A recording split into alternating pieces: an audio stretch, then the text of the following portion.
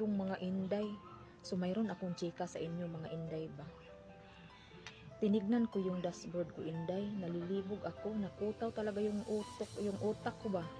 Oo kasi nakita ko doon mga inday. Mas maraming mga brothers na nanonood sa akin mga inday kaysa inday sa mga sisters, kasi yung mga sisters inday 20% lang mga inday, tapos yung mga brothers mga inday, Diyos mio, Marimar, Marianong, Bagoong, tinignan ko doon 80% yung mga brothers na nanonood sa akin.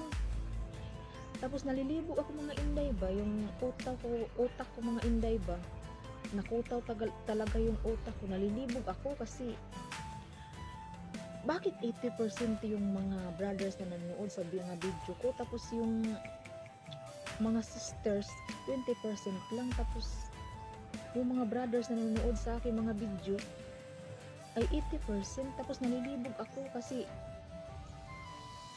minsan yung mga tinitignan ko yung mga video ko, isa lang yung nagre-react doon na brothers doon sa video ko ba.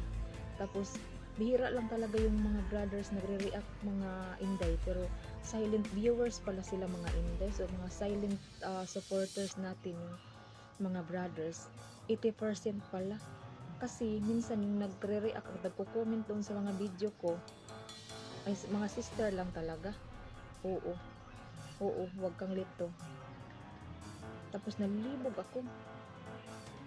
ako ba kasi sabi ko, hala ka, yung nagre-react sa mga video ko mga babae, mga sisters, tapos bakit dito sa dashboard ko, bakit 80% yung mga brothers na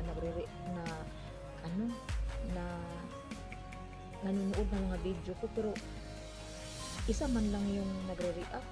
Hindi ka talaga makakita mga inday na 3, 4, 5 yung nagre-react doon ba na mga brothers doon sa video ko. Wala ka talagang makikita kasi minsan pag tinitignan ko mga sisters lang talaga yung nagre-react doon mga inday. Tapos nalilibog ako kasi bakit 80% sila yung yung nanonood ng mga brothers, tapos silent lang sila. Ano kayang meron? Bakit silent lang yung mga brothers na iba talaga mag-support yung mga dodong ba? Kasi akala mo hindi sila nakasupport sa'yo, pero nakikita mo doon sa dashboard 80% yung mga brothers, yung mga dodong na nanonood doon sa video mo. Kaya yun lang ba, nalilibog ako. Bakit kaya?